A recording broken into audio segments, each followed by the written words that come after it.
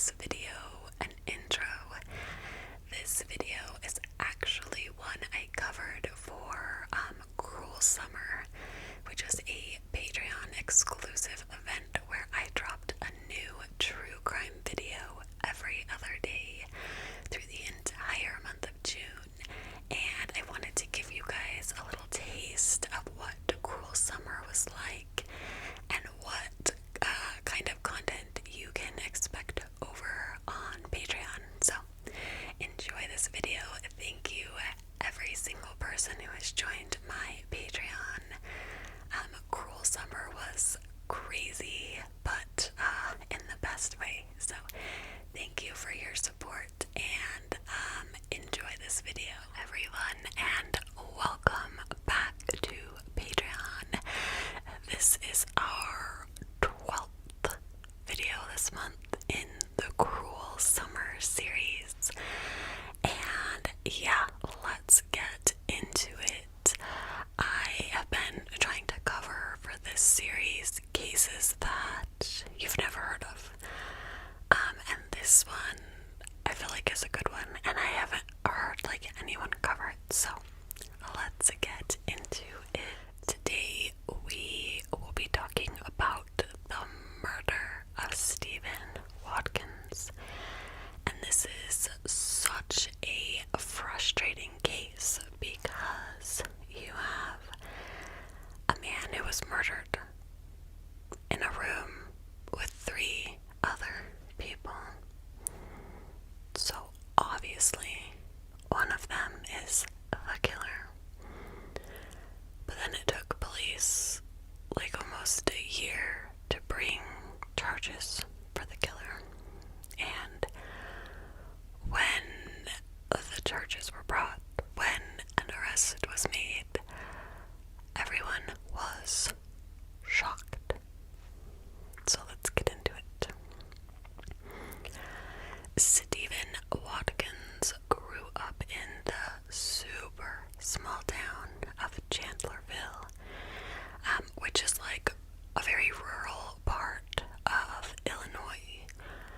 And when I say small town, I mean small town.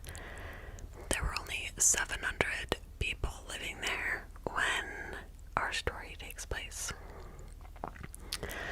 Stephen was born to Penny and Dale Watkins, and they remember Stephen. He just loved to be around other children when he was a child, and as he got older, he just loved children. They knew he would be an amazing dad.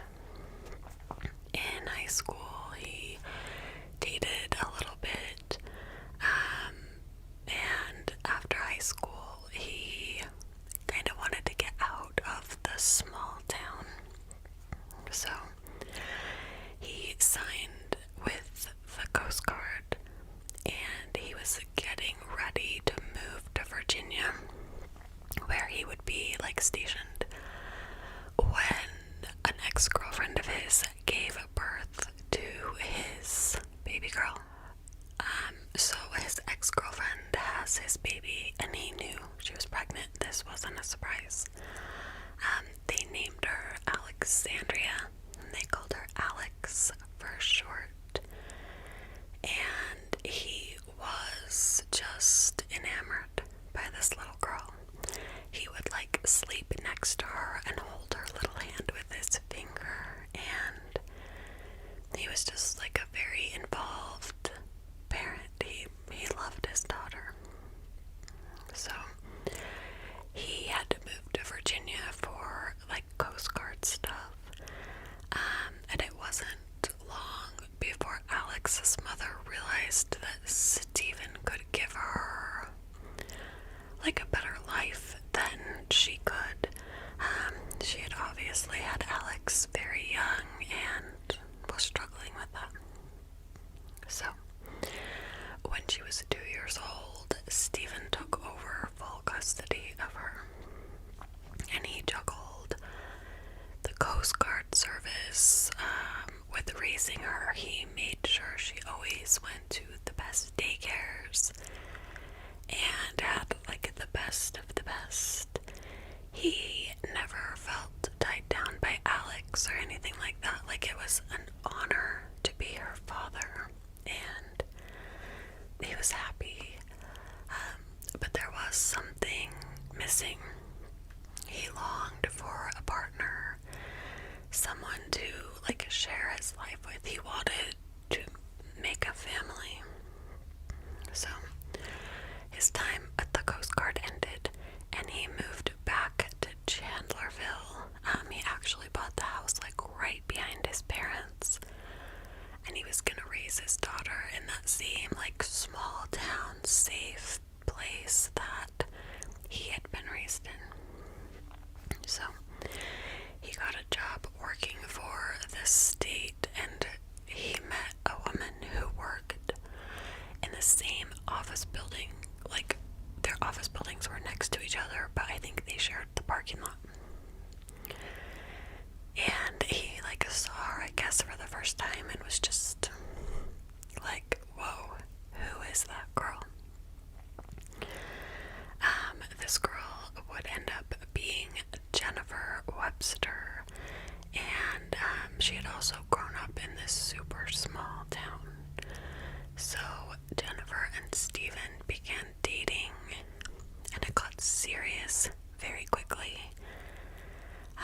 Jennifer was described as being very angelic. She had like this beautiful long hair.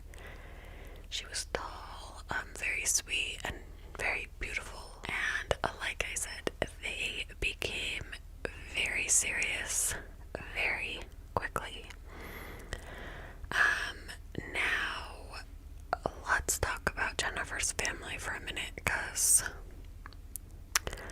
they're kind of weird.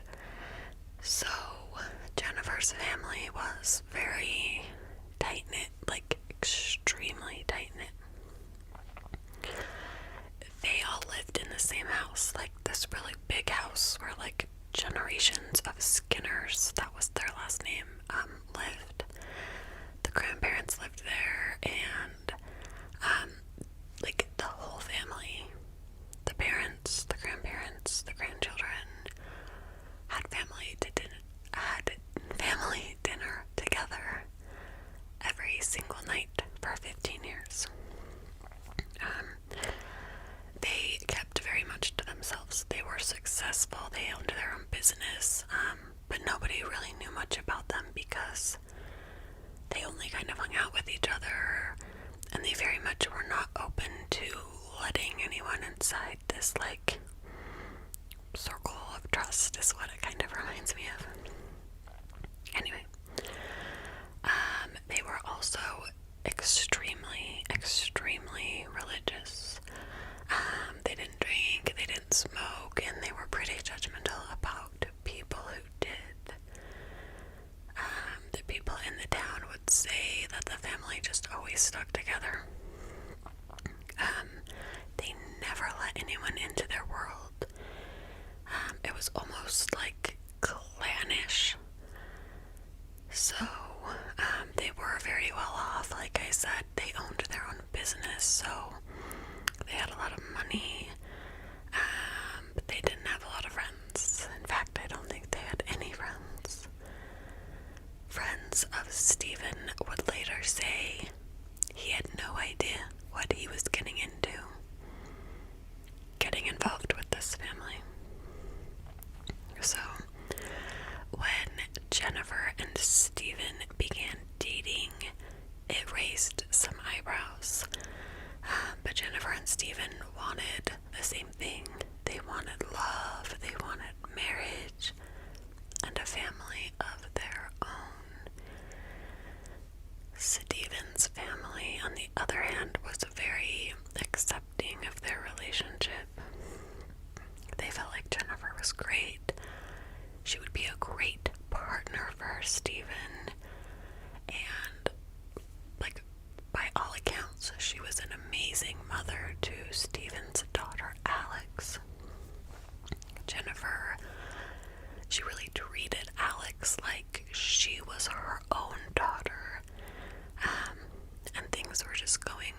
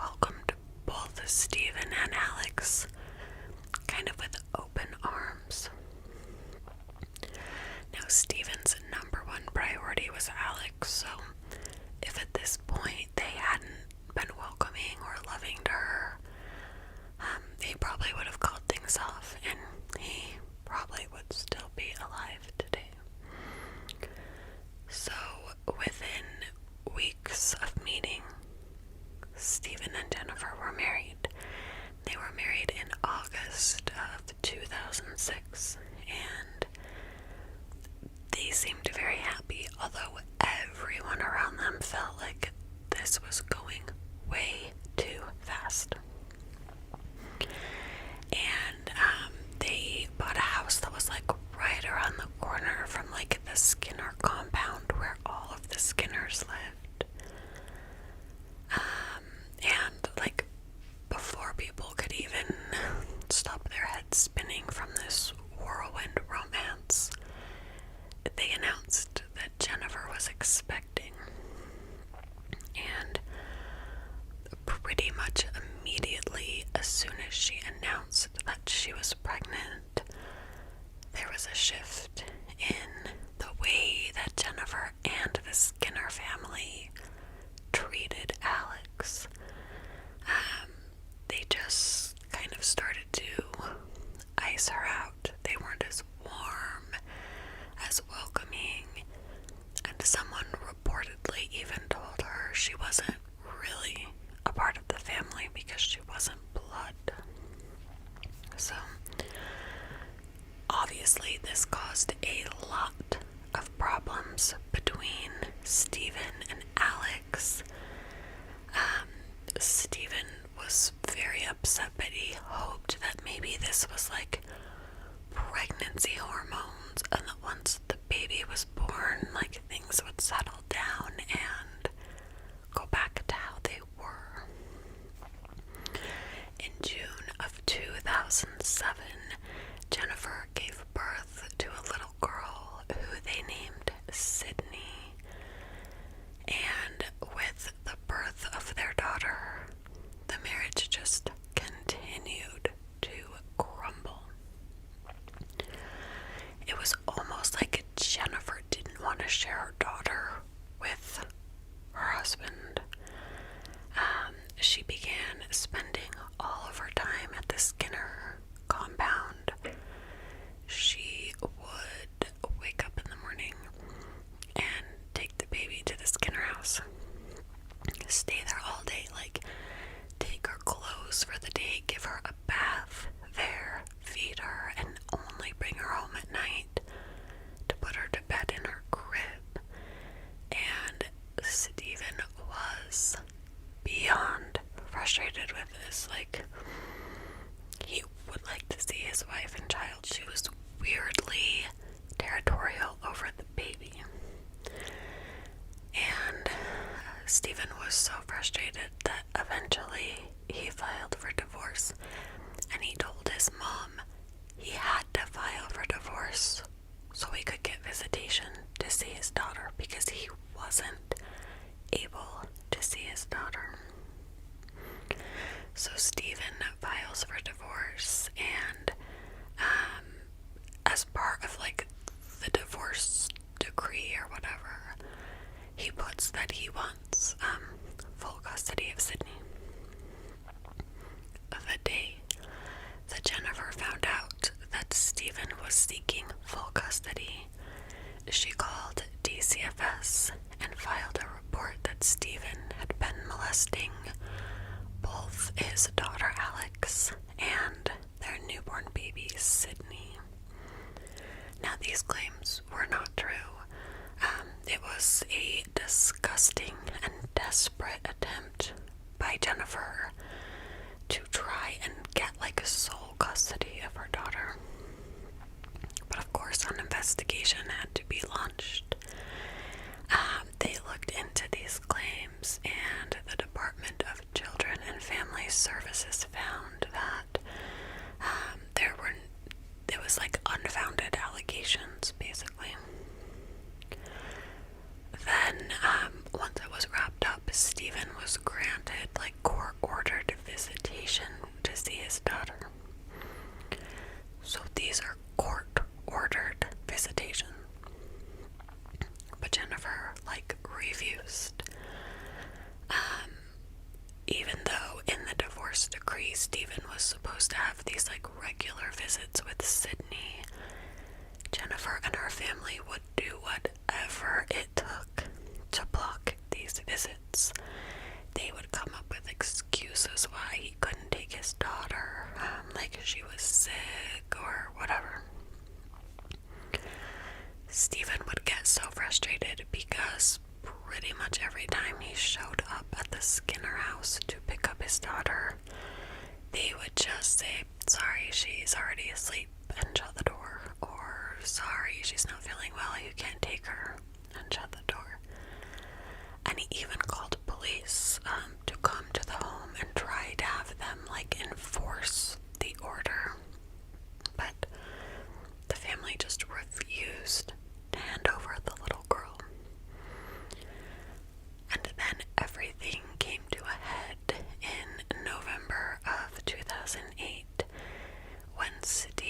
showed up to pick up Sydney for a scheduled visit. And what happened inside the Skinner home that night, we will probably never know. The Skinner family members, they're gonna take that secret to the grave.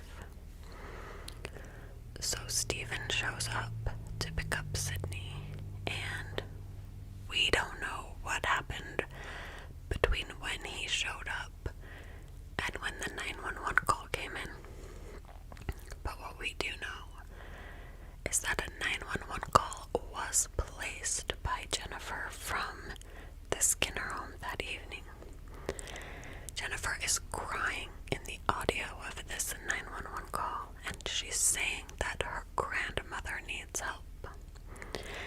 And this is important because she wants an ambulance for her grandmother, not Stephen. She goes on to tell the dispatcher that her husband came to pick up the daughter because they're getting divorced, and quote, he came after my grandma and then tried to come after me and the baby, and he's on the floor, shot. And the dispatcher's like, she's shot.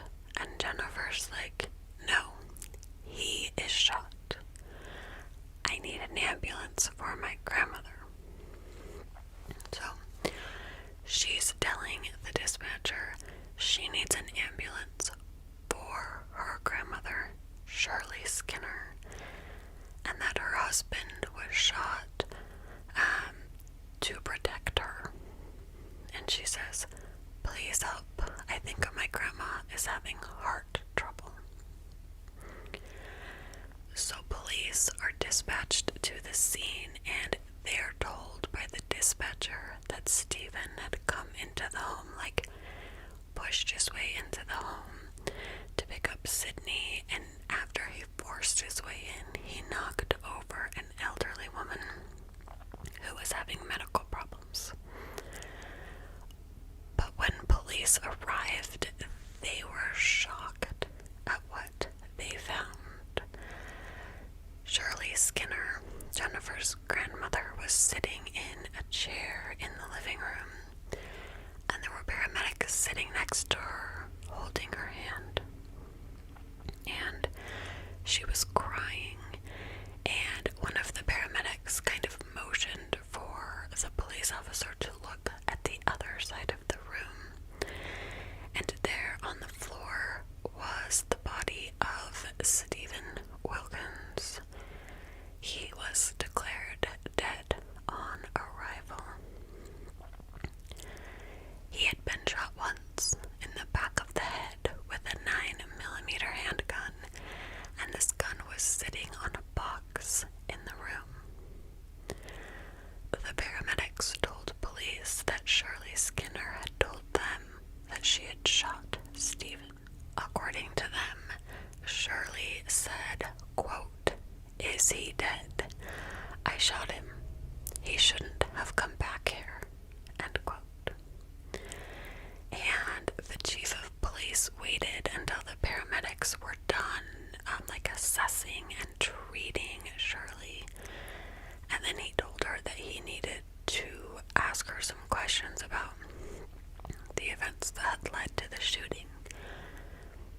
But he was never able to, because by that time, Shirley's lawyer was on the phone telling him that he could not speak with Shirley without him being present. And while Stephen's body was still lying in the living room, the members of the Skinner family, one by one, began to lawyer up. So it was Jennifer, her grandmother, and her grandfather, and they all had lawyers, and they were refusing to speak.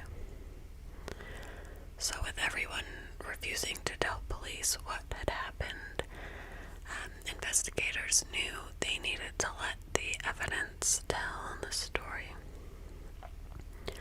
There were no signs of forced entry into the home. The front door didn't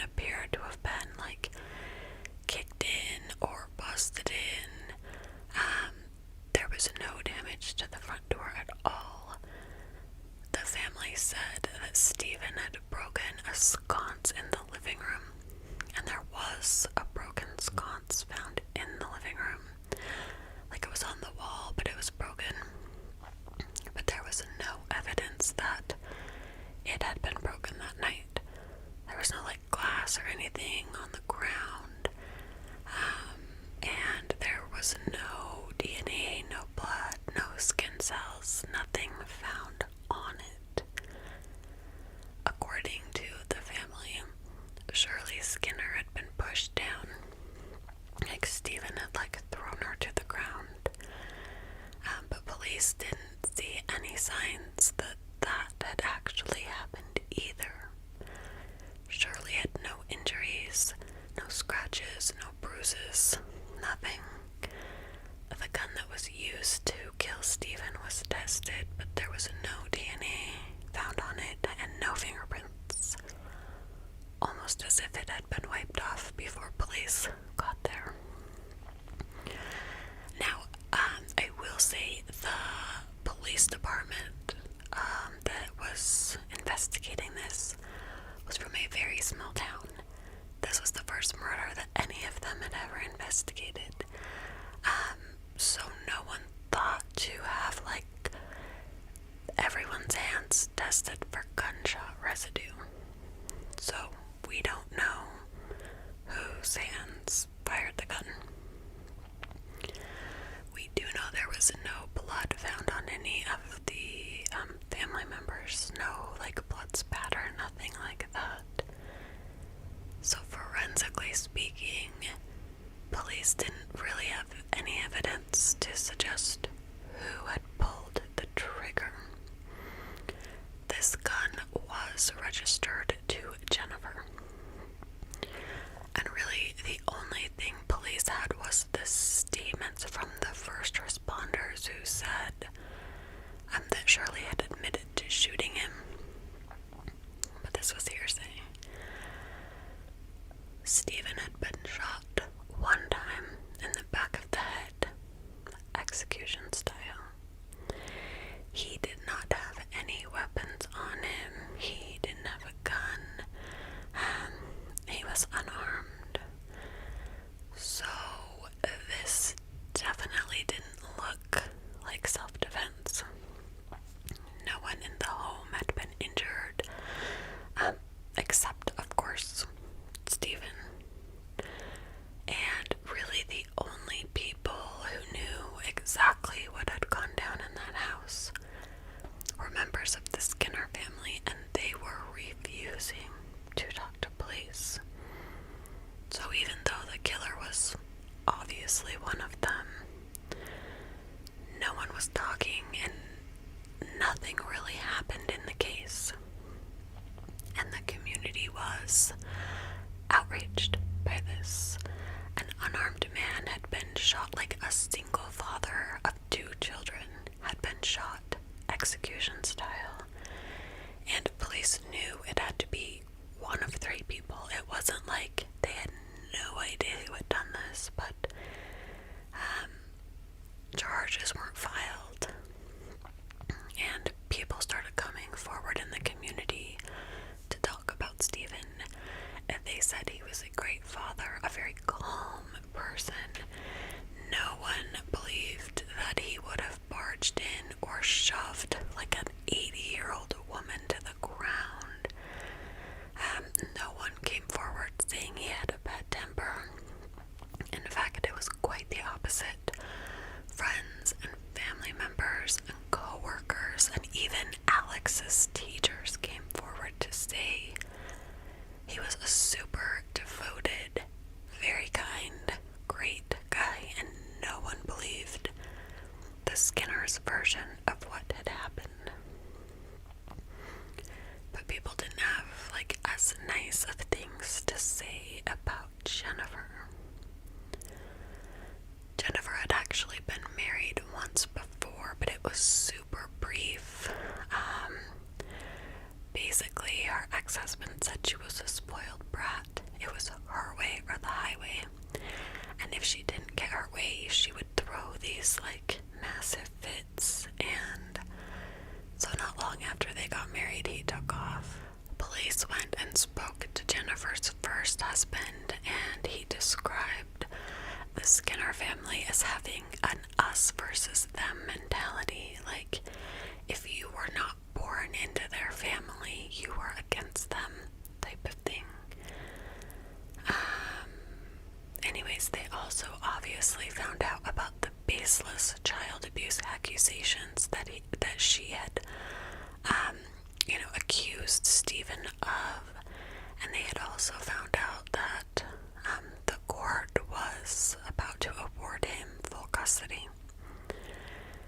So it seemed like Jennifer was getting desperate to keep her child to herself, and when nothing worked, she took Stephen out of the picture so she wouldn't lose her daughter. Now remember, first responders said that Shirley had admitted to being the one to kill Stephen. But everyone, even Jennifer's own brother, believed she had been the one to pull the trigger. And her grandma was just trying to cover for her so her young, single mother granddaughter didn't go to jail for this. They believe that Shirley thought she's like this frail old woman, no one's gonna charge her with murder. So she said she did it. They wiped off the gun so that basically Stephen was out of the picture. 10 months went by after Stephen was killed and nothing happened. And then finally, Shirley Skinner was arrested for the murder of Stephen Watkins. The prosecution did not believe this was a self-defense case. They believed that Stephen had been killed in cold blood. So one of the things police did know was that on the night that Stephen was killed, Shirley had 2 marks like on the webbing of her hand. And they believe that it was from like the slide of the gun coming back and like catching her hand right there if she wasn't holding it properly.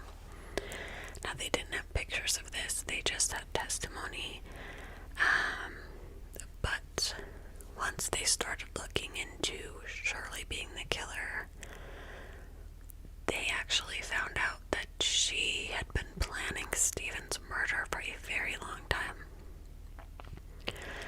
She had propositioned 2 men who worked for like the Skinner family business to kill him. She said she would pay them $10,000 each if they killed Stephen Wilkins, and if these men kind of thought she was kidding, but then when he turned up dead, they of course went to police. So I want to say she was 83 when this all happened. This 83-year-old woman was literally trying to kill her, like the father of her great-grandchild. Anyway, Shirley was offered a plea, and if she took this, she would have to serve 9 years in prison, and she did not take it. I really think she thought because she was this little old lady that no one would believe she was a cold-blooded killer. So she went to trial, and Jennifer did not go to 1 day of the trial. It was only a 4-day trial, but she didn't show up to support her grandmother. So the trial took just 4 days, and the jury only deliberated for an hour and a half before finding Shirley guilty of first-degree murder. And she was sentenced to 55 years in prison. Jennifer's own brother still believes Jennifer was the one who pulled the trigger, and that his mother, or his grandmother, is taking the fall for Jennifer. So the Department of Children and Family Services eventually removed Sydney from Jennifer's care, finding that she was being neglected, and she went to live with her paternal aunt and uncle, and they were given permanent guardianship of the meantime, is being raised by Stephen's parents. Penny, Stephen's mom, told Fox News, quote, "The loss of my son. I live with that every day. The pain and the yearning, to have him and hug him and hold him." Now, a judge did order that Stephen's parents would have visitation with Sydney